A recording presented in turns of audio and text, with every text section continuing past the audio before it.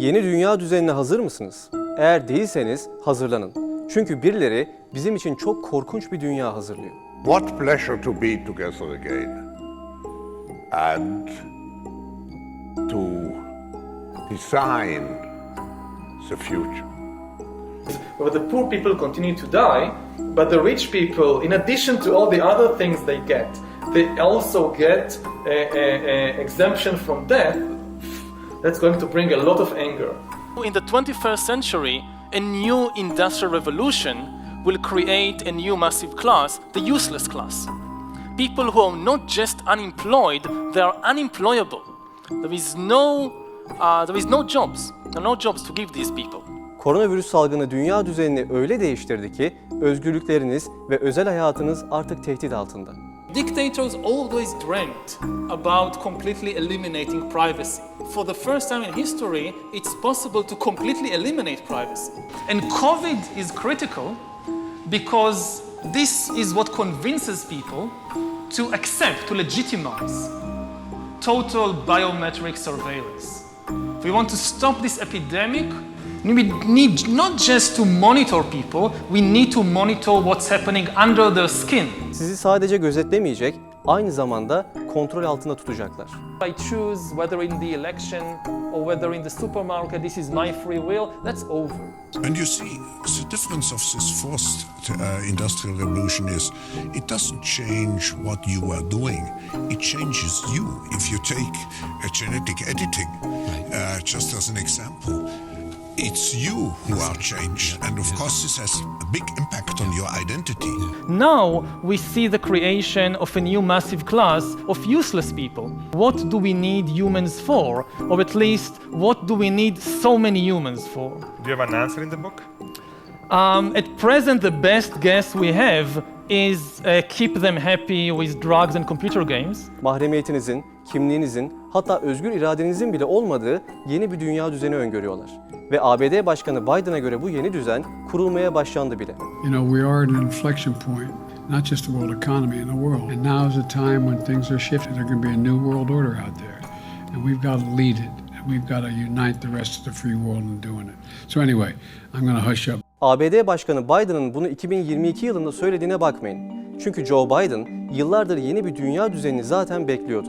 Ve o zamanlar henüz ABD Başkanı bile değildi. The affirmative task we have now is to actually create a new world order, because the global order is changing again. Joe Biden 10 yıl önce de küresel düzenin değiştiğini söylerken bugün de aynı şeyi söylüyor.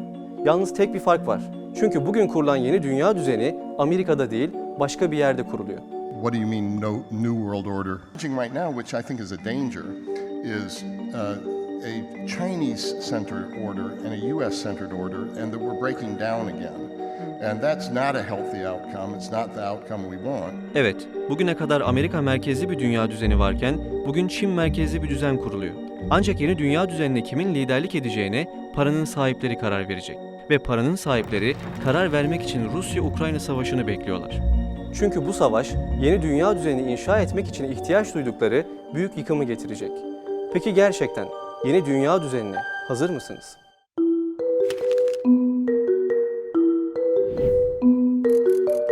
A new world order. A new world order. New world order. A new world order. Küresel düzeyde yeni bir dünya düzeni inşa ediliyor. Daha adil bir küresel düzeni savunuyoruz. Kurulan yeni düzeni anlamak için önce düzeni kimlerin kurduğunu anlamalısınız. Bunlar tahmin edebileceğiniz gibi geleceğe yön veren dünyanın en zengin insanları, yani paranın sahipleri. Ve tasarladıkları bu yeni dünyada hepimize yer olmayacak. What to do about mass unemployment? I think ultimately we will have to have some kind of universal basic income. I don't think we're going to have a choice. So it means that unemployed people will be paid across the globe. Yeah. Because there is no job, machine, robot is taking over. There will be fewer and fewer jobs that a robot cannot do better. So in the 21st century, a new industrial revolution will create a new massive class, the useless class. People who have no economic usefulness because AI, artificial intelligence, outperforms them in almost all tasks and all jobs. people who are not just unemployed, they are unemployable. There is no jobs. There are no jobs to give these people. Geleceği tasarlayanlar geliştirdikleri teknolojilerle milyonlarca insanın işini kaybedeceklerini biliyorlar ve zenginler için bu insanlar sadece işe yaramaz yığınlardan ibaret. Elon Musk'ın dediği gibi bu işsiz insanları muhtemelen bir süre maaşa bağlayacaklar. Ancak onları korkutan asıl şey bazı insanların kaybettiklerini geri almak için onları isyan edecek olması.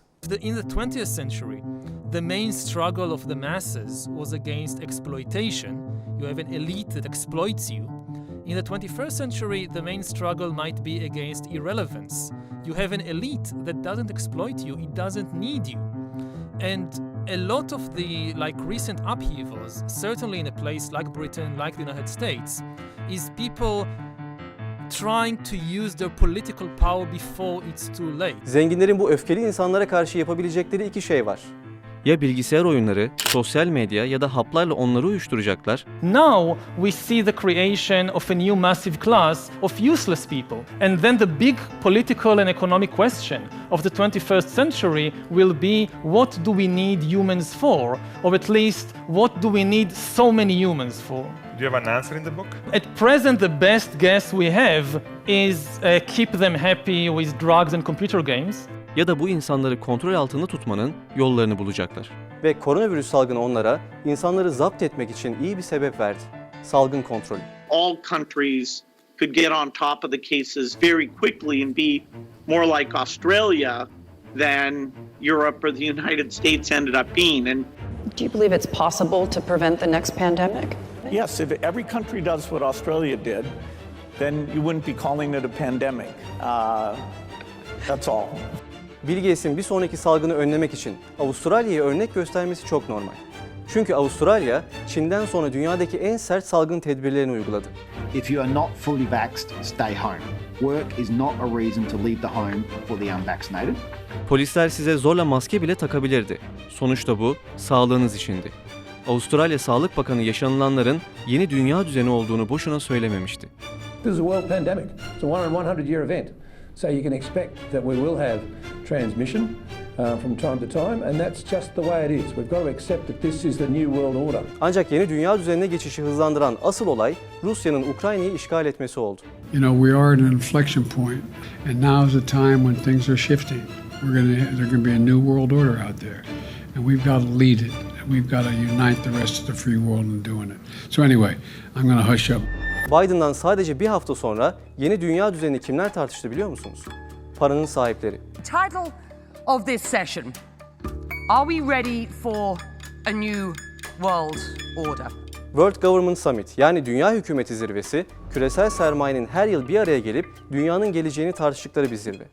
Zirve işte bu soruyla başladı. Yeni bir dünya düzeni için hazır mıyız? Açılış konuşmasını ise Dünya Ekonomik Forumu'nun kurucusu Klaus Schwab yaptı. The world has to overcome not only the damage done to our economies and our societies by COVID-19, it also has to confront the repercussions of a dangerous clash between major global powers.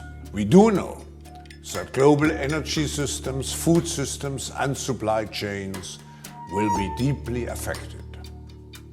History is truly at a turning point. Klaus Schwab'ın dediği gibi mevcut küresel düzen pandemiyle birlikte zarar görmüşken Rusya-Ukrayna Savaşı'yla çökmenin eşiğine geldi. Ve küresel medyada bir anda savaşın dünya düzenini nasıl değiştireceğine dair haberler çıkmaya başladı. I have a question. Is the Ukraine war the beginning of the end of globalization? This is a tipping point. Won't end globalization. But I do think this is the start of a new world order. Ancak en ilginç açıklama dünyanın en büyük şirketinin CEO'su Larry Fink'ten geldi. 25 trilyon doları yöneten yatırım şirketi BlackRock'ın patronu Rusya-Ukrayna Savaşı'nın küreselleşmeyi bitirdiğini söylemişti. Ama aslında neyi kastettiğini Dünya Hükümeti Zirvesi'nde itiraf etti. My letter did not say there's an end to globalization. It really started to show that the world is less connected. And I do believe now with the Russian invasion of Ukraine and Europe waking up and realizing its dependencies on Russian gas and oil, that still means globalization, but a different framework, a different way of looking at it. So I do believe all of this is going to change world order in a very large way. Larry Fink'in tam olarak söyleyemediğini yanındaki Arap iş adamı söyledi. I don't think Larry is saying that globalization is over. But I think what he is saying, and what I do agree with, is you're seeing the creation of a new world order. Peki Rusya-Ukrayna Savaşı'nı neden yeni bir dünya düzeninin habercisi olarak görüyorlar? Çünkü bu savaş planladıkları her şeyin bahanesi oldu. Örneğin Dünya Ekonomik Forumu 2030'da nasıl bir dünya öngördüklerini anlattıkları bir video yayımlamıştı. 2030'la ilgili ilk tahminleri şuydu: hiçbir şeye sahip olmayacaksınız ama mutlu olacaksınız. İstediğiniz ne varsa kiralayacaksınız ve o size dronlarla getirilecek. Bu, kendilerinden başka kimsenin hiçbir şeye sahip olmayacağı anlamına geliyor. Yani 2030'a kadar dünyadaki tüm serveti bizlerden alıp bir grup zengine transfer edecekler. Bu servet transferi salgın döneminde başlamıştı ve savaştan sonra artan gıda ve enerji fiyatları ile birlikte hız kazanacak. Dünya Ekonomik Forumu'nun ikinci öngörüsü, Amerika'nın artık dünyanın lider süper gücü olmayacağı ve bir avuç ülkenin dünyaya egemen olacağıydı. Zirvedeki konuşmayı hatırlayın. What do you mean, no new world order? And so what's emerging right now, which I think is a danger, is a Chinese-centered order and a U.S.-centered order, and that we're breaking down again. And that's not a healthy outcome. It's not the outcome we want. Bir diğer tahminleri de petrol gibi fosil yakıtların tarihe karışacağı ve yenilenebilir enerji kaynaklarına geçileceğiydi. Second topic will be energy. We have to get rid of the dependency of Russian gas, oil and coal. The second main element is to repower the European Union. Repower means massive investment in renewables like solar, wind and hydrogen. Yani Rusya'ya olan bağımlılıktan kurtulmak, tüm Avrupa'yı yenilenebilir enerjiye geçirmenin de bir bahanesi olmuş oldu. Çünkü kurmak istedikleri tek dünya devleti için rengi, dili ya da dini fark etmeksizin tüm insanları bir araya getirebilecekleri ortak bir soruna ihtiyaçları var. İklim değişikliği de tam da böyle bir küresel sorun. The pandemic is also a wake-up call on climate change. As countries rebuild and reset their economies, we must accelerate the transition to renewable energy and achieve net zero emissions by 2050. Are intrinsically connected to one another as profound challenges to mankind, such as climate change, are globally interconnected and require collaborative responses. Ve en önemlisi Rusya Savaşı tek kutuplu dünya düzeninden çok kutuplu dünya düzenine geçişi hızlandırdı.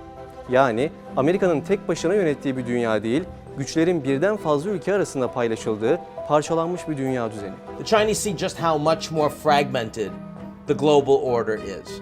Our existing fragmented global architecture is not fit anymore for purpose in the 21st century.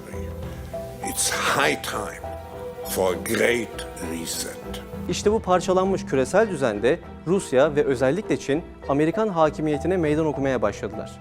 Ve küresel sermaye, kuracakları bu yeni dünya düzeni için Çin'i bir laboratuvar olarak görüyor. You need a new world order that China has to be part of the process of creating it. They have to own it the same way as, let's say, the United States owns. Rusya Ukrayna'yı işgal ettikten sonra Çin çok sıkı karantina önlemlerine başladı. Toplama kamplarını andıran birçok karantina kampları inşa edildi. Sokağa çıkma yasakları ile birlikte milyonlarca kişiye koronavirüs testleri yapıldı. Çinlilerin bu kurallara ya harfiyen uymaları ya da şehrin etrafına dikilen telli duvarlardan kaçmaları gerekiyor. Çin öyle ileri gitti ki çevredeki köpek ya da tavuk gibi hayvanlara, hatta ekinlere bile Covid testi yapıyorlar. Hatta koronavirüs bulaştığı gerekçesiyle bazı evcil hayvanlara zorla el koyup vahşice katlediyorlar. Ve unutmayın, tüm bunlar sağlığınız için yapılıyor. And COVID is critical because this is what convinces people to accept, to legitimize total biometric surveillance. If we want to stop this epidemic, we need not just to monitor people, we need to monitor what's happening under their skin. Exactly the same technology can determine what you think about the government. You know, anger is a biological phenomena just like disease. Evet, Çin, salgın döneminde kimlerin hasta olduğunu ayırt etmek için dijital sağlık pasaportlarını kullandı. Kafeye, AVM'ye ya da devlet binasına girmeden önce telefonunuzu ya da yüzünüzü kameralara okutmak zorundasınız. Temaslı ya da aşısız olduğunuz anlaşılırsa polisler değil, sağlık görevlileri tarafından yaka paça karantina kamplarına götürülürsünüz. You have the worst totalitarian regime in history. And COVID is important because COVID legitimizes some of the crucial steps even in democratic countries. Evet, bu gibi zoraki uygulamaları sadece Çin'de değil, insan hakları ve özgürlüklerden bahseden bütün demokratik Avrupa ülkelerinde de gördük. Tüm yaşadıklarımızın sadece salgınla ya da savaşla alakalı olmadığını buraya kadar anlamış olmalısınız. Bu, yeryüzünde ilahlık oynamaya çalışan bir avuç milyarderin insanlıkla savaşı. We should get used to the idea that we are no longer mysterious souls. We are really now hackable animals. Throughout history, lots of people, organizations, governments dreamt about hacking human beings. To hack a human being means to understand people better than they understand themselves. To know more about you than you know about yourself, and therefore be able to predict your decisions and feelings and to manipulate and control you. We should get used to the idea that we are now basically the gods of planet Earth. We have now divine powers of creation and destruction. Özgür iradenin ve insan aklının yerini yapay zekanın aldığı işte böyle bir dünya hazırlıyorlar bizim için. Dedikleri aslında doğru. Fıtratı bozulmuş, özgür iradesi ve aklı ele geçirilmiş bir insana insan değil, ancak hacklenmiş bir hayvan denebilir. Tabii böyle bir dünyaya dünya denebilirse.